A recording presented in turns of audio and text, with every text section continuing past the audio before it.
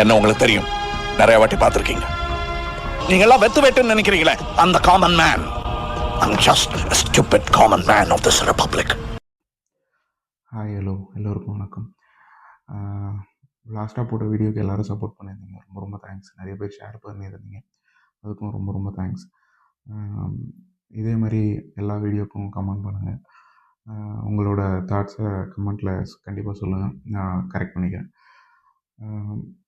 அதுவும் இல்லாமல் ஒரு 2-3 வீடியோஸ் வந்து எடிட்டில் இருக்குது. அதை நான் பண்ணணும்,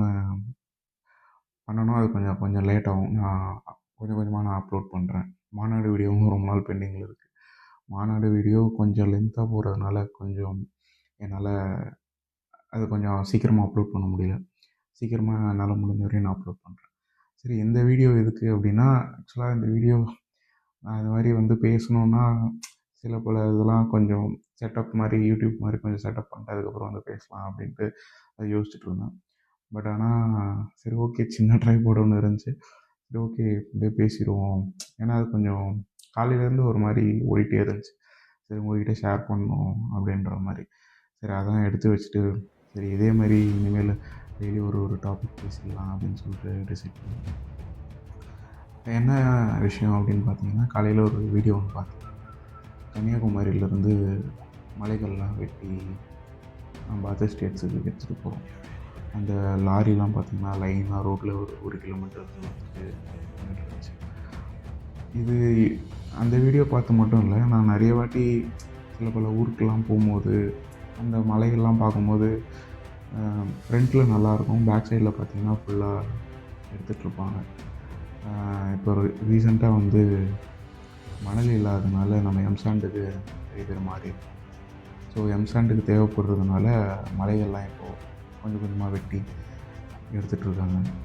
இது நம்மளோட ஸ்டேட்டோட தேவைக்கு மட்டும் எடுக்கிறாங்களான்னா கண்டிப்பாக கிடையாது. இது அளவுக்கு அதிகமாக நம்ம எடுத்துகிட்ருக்கோன்றது தான் என்னோடய கருத்து. இது எப்படி நம்ம தடுக்கிறது, என்ன பண்ணுறதுன்றதெல்லாம் ஒன்றுமே புரியல. இது எங்கே கொண்டு போய் விடும்? ஏன்னா வந்து மனுஷனால் உருவாக்க முடியாத ஒன்றை எப்படி அதை அழிக்கிறதுக்கு யார் ஒரு உரிமை கொடுத்தான்றது புரியல எனக்கு. இந்த டாபிக் பற்றி ரொம்ப நாளாக பேசணும்னு நான் உங்கள்கிட்ட நினச்சிக்கிட்டே இருக்கேன். இதுக்கு என்ன தான் சொல்யூஷன், என்ன தான் நம்ம பண்ண போகிறோம், இந்த அரசியல் கட்சியெல்லாம் என்ன பண்ணுவாங்க அப்படின்னு சொல்லிட்டு. ஏன்னா இப்போ போட்டி போடுற இப்போ மலைகள் ஒரு டிஸ்ட்ரிக்டில் வெட்டி எடுக்கிறாங்கன்னா, அந்த டிஸ்ட்ரிக்டில் ஒருத்தர் எம்எல்ஏ போஸ்ட் கண்டெஸ்ட் பண்ணுறாங்கன்னா அவங்களுக்கு ஸ்பான்சர் பண்ணுறதே இந்த குவாரியோட முதலாளியாக தான் இருக்கும். இது ஒரு பயங்கரமான ஒரு டாபிக், ரொம்ப சொல்கிறது கொஞ்சம் சிக்கலான டாபிக். பட் ஆனால் ஏன் இதை ஃபஸ்ட்டு வீடியோவாக பேசணும் அப்படின்னா, இதை பற்றி நம்ம பேசலாம். இப்போது நம்ம சுற்றி இருக்கிறவங்களுக்குலாம் எப்படி தெரியும், எப்படி ஷேர் பண்ண முடியும், எப்படி கன்வே ஆகுன்றது எனக்கு புரியல. கூட நான் ஃப்ளோவில் பேசிகிட்ருக்கேன், நான் எந்த ப்ரிப்பரேஷனுமே பண்ணல. நான் அதை ஜஸ்ட்டு உங்கள்கிட்ட ஷேர் பண்ணோம் அப்படின்றதுக்காக தான் நான் பேசிகிட்ருக்கேன். கன்னியாகுமரி ஆகட்டும், தருமபுரி ஆகட்டும், கிருஷ்ணகிரி ஆகட்டும், அங்கெல்லாம் ஏகப்பட்ட மலைகள் இருக்குது. ஒரு சில நாட்டில் வந்து ஒரு வளம் மட்டும்தான் இருக்கும். இப்போ கியூபானா கரும்பு மட்டும்தான் இருக்கும். அந்த மாதிரி பிரேசில்னால் வந்து அவங்க வந்து சர்க்கரை, டென்மார்க்னா விவசாயம். ஸோ இந்த மாதிரி வந்து ஒரு சில நாட்டில் மட்டும்தான் ஒரு வளம் மட்டும்தான் இருக்கும். ஸோ அந்த ஒரு வளத்தை வச்சு அவங்க வந்து அவங்களோட பொருளாதாரத்தை பெருக்கிப்பாங்க. பட் ஆனால் நம்ம ஊரில் மட்டும்தான், நம்ம தமிழ்நாட்டில் மட்டும்தான் எல்லா வகையான வளமும் இருக்குது.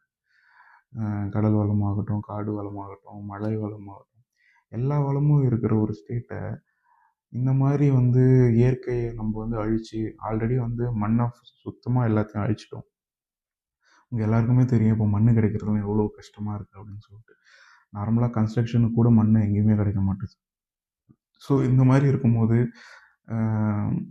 அதர் ஸ்டேட்டுக்காக நம்ம ஊரில் மலையிலேருந்து வெட்டி எடுக்கிறதெல்லாம் என்ன மாதிரியான ஒரு போக்குன்றது இது தெரியல. இது என்ன மாதிரியான பருவநிலை மாற்றத்தை எடுத்துகிட்டு கொண்டு போய் நம்ம ஸ்டேட்டுக்கு விடுன்றதும் எனக்கு தெரியல.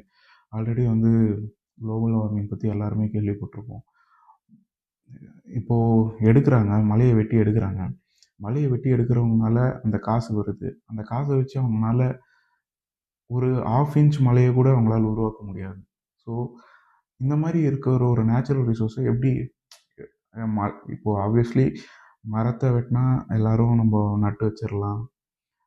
தண்ணி வந்து இப்போ வறட்சின்னா வந்து அதுக்கேற்ற மாதிரி நம்ம பிளான் பண்ணி இப்போ ஏகப்பட்ட தன்னார்வலர்கள் எந்தெந்த மாதிரி வழிமுறை பண்ணுமோ அந்த மாதிரி வழிமுறை பண்ணி குளம் ஏரி அப்படின்னு வெட்டி தண்ணியை கூட ஓரளவு நம்ம மேனேஜ் பண்ணலாம்னு வச்சுக்கோங்க. பட் மழைலாம் நம்ம எப்படி உருவாக்க முடியும்? அது அது எப்படி சாத்தியன்றது எப்படி ஒன்றுமே புரியல.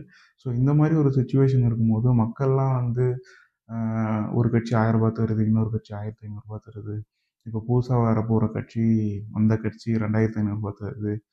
இதுக்காக நாங்கள் ஓட்டு போடுறோன்ற மனநிலையில் இருந்துகிட்டே இருந்ததுன்னா எப்போ தான் நம்ம வந்து மாறப்போகிறோன்றது தெரியல.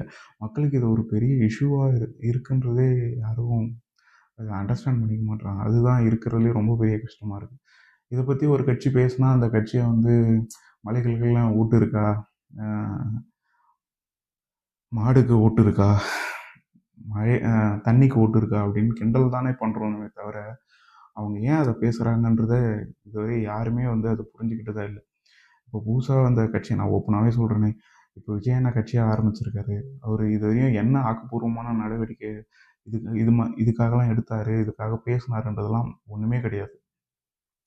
கன்னியாகுமரியில் அவ்வளோ பிரச்சனை இருக்குது. ஆனால் அதை பற்றி இது வரையும் எதை பற்றியும் அவர் வாய் திறந்ததே கிடையாது. ஒரு ஆக்கப்பூர்வமான ஒரு புதிய கட்சியை நாம் மாற்றம் கொண்டு வரோம் அப்படின்னு சொல்கிறாங்க. ஆனால் அவங்க என்ன மாதிரி மாற்றத்தை எடுத்துகிட்டு வர போகிறாங்கன்றது இதுவரையும் ஒன்றுமே தெரில. எல்லாரும் இந்த இலவசம் இலவசம் இலவசம் நோக்கி தான் போகிறோமே தவிர எப்படி நம்ம அதை வந்து மக்கள் வந்து இன்னும் கூட அந்த இலவசம் நம்பி தான் இருக்கிறாங்கன்னா, அந்த மாதம் மாதம் 1000 வருது அப்படின்றத யோசித்து ஓட்டு போட்டாங்கன்னா, அதுக்கு பதிலாக அவங்க கவர்மெண்ட் வந்து அவங்க தலையில் ஏகப்பட்ட வரி சுமத்துறாங்க. அதெல்லாம் வந்து மக்களுக்கு எப்படி காசு போகுதுன்றது மக்களுக்கு தெரிய மாட்டுது. ஸோ இந்த மாதிரி இப்போ நான் பெங்களூரில் இருக்கேன். பெங்களூரில் பார்த்தீங்கன்னா மாதம் மாதம் தான் கரண்ட் பில் வருது. ஸோ உங்களுக்கு மாதம் மாதம் கரண்ட் பில் வந்தால் இப்போ உங்களுக்கு அந்த ஒரு 100 யூனிட் கீழே வந்ததுன்னா கம்மியாகும் அப்படின்ற பெனிஃபிட்லாம் உங்களுக்கு மாதம் மாதம் கரண்ட் பில் வந்தால் ஏகப்பட்ட காசு மக்களுக்கு மிச்சமாகும். அதெல்லாம் மக்கள் யோசிக்கவே மாட்றாங்க. ஒரு கவர்மெண்ட் இப்போ இருக்குது. அவங்க வந்து வாக்குறுதி என்ன கொடுத்தாங்கன்னா, மாதம் மாதம் கரண்ட் பில் நான் உங்களுக்கு பண்ணுறோம். 2 மாதத்துக்கு ஒரு தடவை கட்டுறதுக்கு பதிலாக ஒரு மாதம் மாதம் நீங்கள் கரண்ட் பில் கட்டலான்னு வாக்குறுதி கொடுத்தாங்க. ஆனால் இதுவரையும் அதை அமல்படுத்தவே இல்லை. ஸோ இந்த மாதிரி இஷ்யூஸ்லாம் நிறைய இருக்கும்போது மக்கள் வந்து இன்னும் அந்த இலவசத்தை நம்பி ஓட்டு போட வேணான்றது என்னோட தாழ்மையான வேண்டுகோள். இன்னும் நடிகர் பின்னாடியும் இந்த இலவசத்து பின்னாடியும் போகிறத மக்கள் இந்த எலெக்ஷன்லேயாவது அவாய்ட் பண்ணணும். நான் அதுதான் எல்லார்கிட்டையும் கேட்டுக்கிறேன். இதை பற்றி ஏதாவது ஒரு சோஷியல் இஷ்யூஸ் நடக்கும்போது டெய்லி நான் ஒரு வீடியோ போட ட்ரை பண்ணுறேன். என்னால் முடிஞ்ச வரையும் ட்ரை பண்ணுறேன். ஸோ இப்போ தான் சும்மா வச்சு பார்த்தேன், எப்படி இருக்குது, பேசினா கரெக்டாக இருக்கா அப்படின்ட்டு. பார்த்தா ஓகே, எப்படி இருந்தாலும் பேசிடலாம், ஏதாவது நம்ம வாங்கும்போது வாங்கிப்போம் லைட்டராக, எப்படி இருந்தாலும் உங்கள் வீட்டு தானே பேச போகிறேன், எப்படி இருந்தாலும் நீங்கள் சப்போர்ட் பண்ணுவீங்கன்னு நம்புகிறேன். ரொம்ப தேங்க்ஸ். இதை கொஞ்சம் யோசிங்க எல்லோரும். மழைகள் இல்லைன்னா நம்மளுக்கு மழை வெள்ளம் கண்டிப்பாக இருக்க போகிறதில்ல. கண்டிப்பாக இப்போவே வந்து எல்லோரும் மார்ச் மாதம் கூட ஆகலை, அதுக்குள்ளே எல்லாம் பயங்கரமாக வெயில் அடிக்குதுன்னு சொல்கிறீங்க. ஏசி இல்லாமலாம் சென்னையில் வாழவே முடியல. ஸோ அந்த மாதிரி கிளைமேட் இருக்கும்போது இந்த மாதிரிலாம் நம்ம தப்பு மேலே தப்பு பண்ணிகிட்டே இருந்தோன்னா பூமி எவ்வளோ நாள் தான் தாங்கும்? ஸோ கண்டிப்பாக இதெல்லாம் மனசில் வச்சுக்கிட்டு அடுத்த மாதம் வரப்போகிற எலெக்ஷனில், இல்லை மே மாதம் வரப்போகிற எலெக்ஷனில் உங்களோட வாக்கை சரியான நபர்களுக்கு செலுத்தணும்னு நான் கேட்டுக்கிறேன். நன்றி, வணக்கம்.